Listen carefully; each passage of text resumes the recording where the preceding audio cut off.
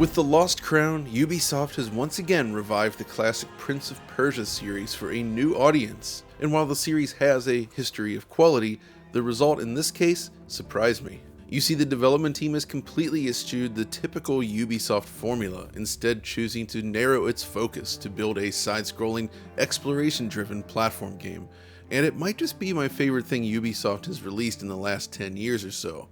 But what's perhaps even more surprising is the technical prowess on display. No, The Lost Crown is not pushing cutting-edge visuals, rather the team has focused on delivering a supremely polished, ultra-smooth game that perfectly leverages every platform it's shipped on. It's an example of a game that almost flawlessly executes its visual design goals. And no matter which platform you might choose to play on, you can expect a great experience. So today, that's kind of what I'd like to cover. We'll discuss the game itself, its presentation, and its technical performance across a range of machines. So let's get started.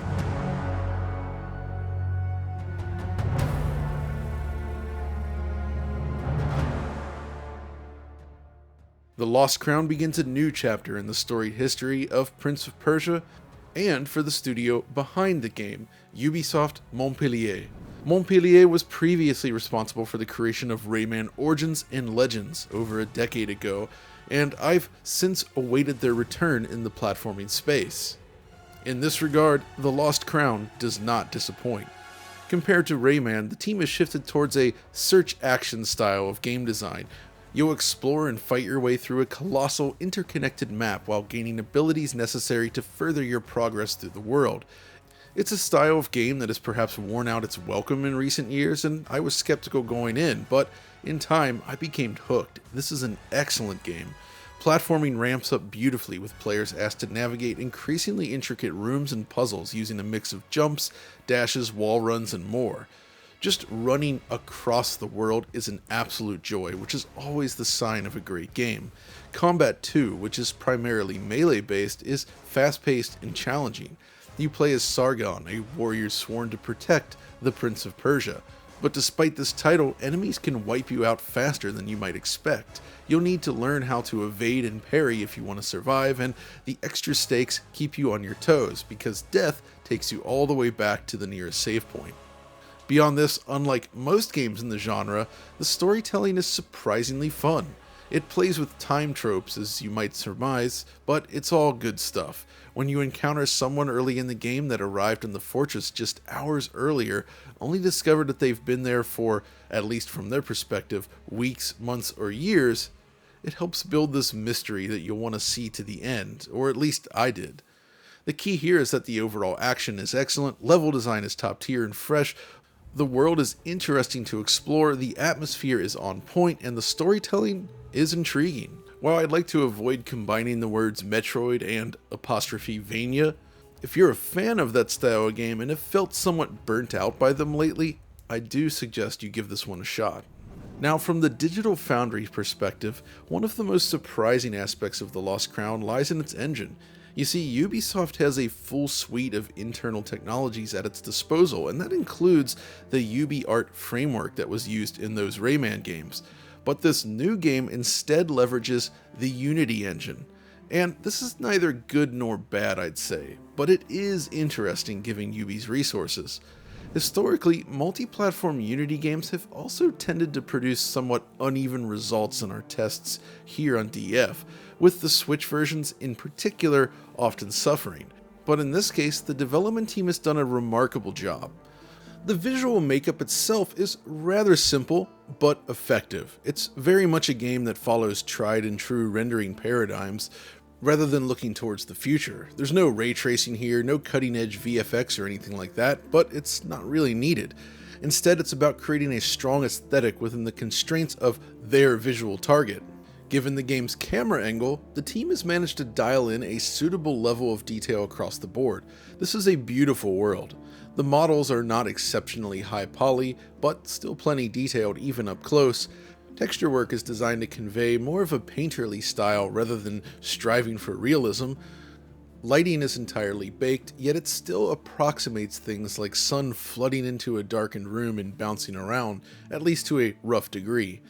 All versions feature dynamic shadows, including self-shadows on the characters, and there's plenty of dynamic lights and shiny surfaces hidden within. The backgrounds also feature a nice sense of depth and give the impression of exploring a large space, and certain areas even deploy reflective surfaces, which from what I can tell might be a combination of planar reflections with screen space reflections. In motion, the animation is stylized and over the top. Things like the running animation recalls Rayman's sense of movement in those games, plus there's some sequences like this which really accentuate Sargon's movement and finesse. The Lost Crown is a perfect example of a development team dialing in a very specific style, then nailing it. The goal was clearly never to push technical boundaries here. I would say it feels more like something that was designed to operate smoothly and consistently within a fixed visual framework. Sometimes high performance, responsive gameplay, and a cohesive visual design make the most sense, and that's what I'm seeing here. So on the console side, the Lost Crown is available on basically every machine currently available, and that does include last generation consoles. For the sake of my sanity, I'll primarily be focusing on current generation systems, but know that it is widely available, and there is an interesting wrinkle we'll get to. When playing on PlayStation 5 or Xbox Series X, you're in for a real treat. The Lost Crown supports up to native 4K resolution at 120 frames per second.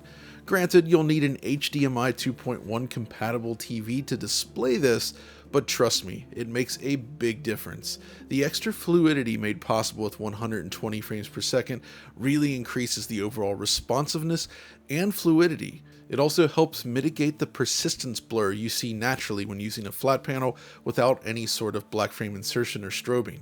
So basically, scrolling looks smoother and less blurry. In terms of actual visual differences, there's little to tell them apart. They both run at the same high resolution, and they both use the same settings. There's also no real evidence of dynamic resolution scaling either, so it looks super crisp on both systems. In measuring performance, however, things start to get interesting. When capturing general B-roll for this video, everything you've seen thus far was captured at 4K 60, and yeah, both consoles deliver a near perfect 60 frames per second experience. But thankfully, we recently acquired a capture card capable of accepting 4K input at 120 frames per second, so we can actually measure this game properly. Both PS5 and Xbox Series X deliver a frame rate near the 120 frames per second line during gameplay, but in this case, the Series X does a better job sticking to that line. The PS5 version is less stable overall, as you can see from the graph here. Cutscenes drop further even, and Xbox retains a greater advantage in these sequences. So what does this data mean in practice? Well, despite these dips, I recommend using the 120 frames per second mode even on PS5 where it does dip more often. The reason is simple. Virtually any display capable of accepting 4K 120 over HDMI also supports VRR. And VRR solves this issue entirely, resulting in a game that looks perfectly smooth in both cases. You will not be able to spot any of these dips in performance with VRR enabled, making the difference purely academic, more like a PC benchmark with Series X outperforming PS5. If you own an older display though that supports 1080p or 1440p at 120 frames per second, you may not have access to VRR. In that case, you might want to consider locking down to 60, at least on PS5 and only if you're sensitive to judder.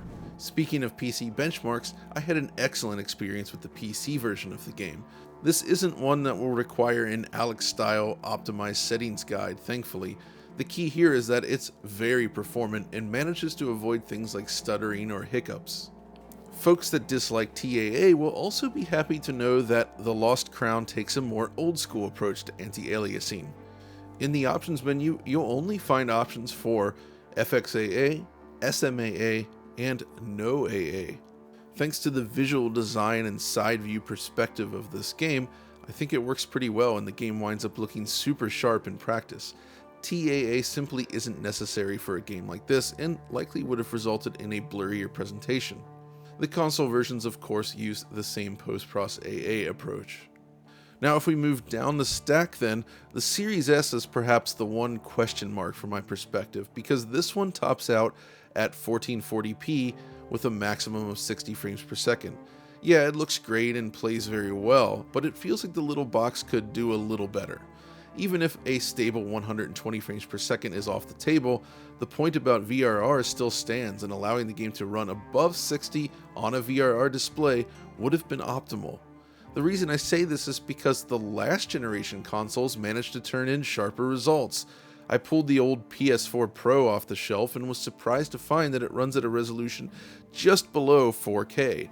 It's noticeably sharper than the 1440p output on Series S. Now, that doesn't mean the S version doesn't have its own advantages. It does use higher resolution textures, for instance, and the loading times are noticeably faster. The PS4 Pro has to stop and load at various points where the current gen machines do not. Furthermore, cutscenes tend to run at 30 frames per second on the Pro, while Series S maintains a higher frame rate in these scenes. On the flip side, the Switch version turns in a much better than expected presentation. You get 1080p 60 in docked mode and 720p 60 in portable, and honestly, the results are really impressive. Yeah, in comparisons, it's clear that the visuals have been reduced in spots. The textures are all lower resolution.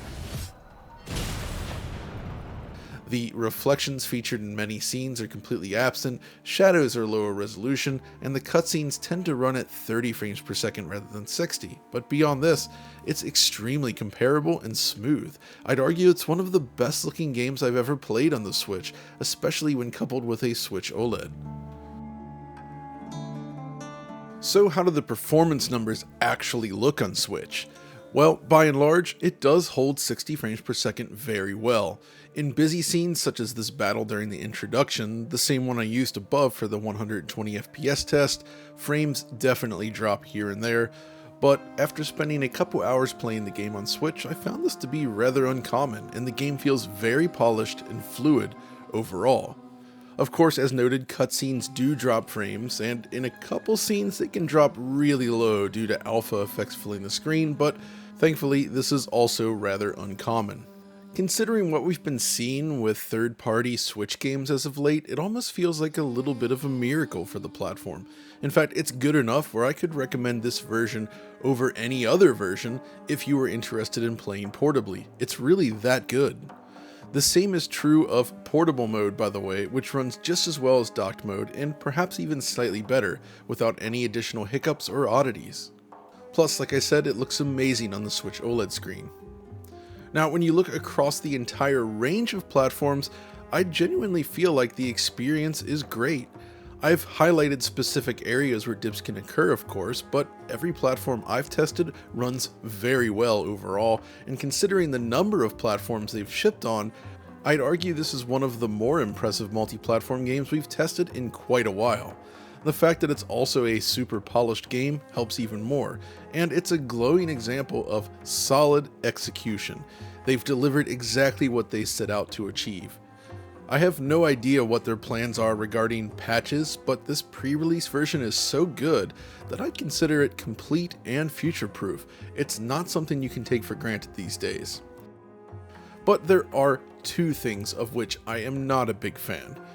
Firstly, there does not seem to be native support for HDR, which in my book is a gigantic bummer. On PC, I was able to use a small program designed to force auto HDR in games, and it does indeed work with Prince of Persia. It looks great too, I would say. Unfortunately, this is a PC-only option, and other platforms do not receive any benefits. Now, it's not that the game doesn't look good in SDR, mind you, but proper HDR would have been welcome, and given how nice it looks with auto HDR, it's a shame they did not include it. Secondly, and perhaps more damningly, there's the Ubisoft account problem, and this one's a little interesting. You see, on PS5 and Xbox, I noticed that when starting the game up for the first time, you're required to log in with a Ubisoft Connect account in order to play the game. Or so I thought. You see, if you disable your internet connection, it lets you in without a problem. But if it detects an internet connection, you'll be required to log in, and I found no way to work around it. This is frankly BS, and I do not support it. I mean, it's great that there's a workaround and all, and it's not really a hassle to set up an account. But I will never be okay with companies sort of forcing these account systems down your throat. Thankfully, on Nintendo Switch, this is not the case. You see, even with a connection detected, you're allowed to simply bypass that login screen and play the game. So that's something to keep in mind for those that are interested in procuring a physical copy that they plan to hold on to for a long time. That's not to say Ubi Connect is all bad. It does offer cross-platform saves via the cloud, which is very useful, and I did use it in this video. But there's no reason why they couldn't offer the option to simply skip the login across all platforms. But while this account thing is definitely a bummer and probably the largest knock I have against the game, don't let it turn you away from what is an otherwise phenomenal experience. If anything, hopefully Prince of Persia will find the success it deserves and help show Ubisoft that it is okay to make more than one type of game again. In fact, The Lost Crown is so good that it kinda took me back to when Ubisoft was a real powerhouse in the industry, releasing games that remain beloved to this day. You know, with Sands of Time, Beyond Good and Evil, the Splinter Cell games, and so much more. It's nice to know that such projects can still exist within Ubi. And the best part is, it seems to be great on every platform. At least every platform I tested, which was solid. Now, based on the Switch, I'd wager that it's very likely that the base PS4 and Xbox One systems from last generation are also very likely just fine. But I haven't had a chance to test them yet. Perhaps when I do load them up, I'll get back to you all in a future DF Direct. But I think I'm going to leave it there for now. If you couldn't tell, I love this game and I think it's absolutely worth a shot. It took me by surprise and I can't put it down, and I can't wait to finish it for that matter. If it sounds like something you're interested in, I suggest giving it a look. But that's going to do it for me, so thanks for watching.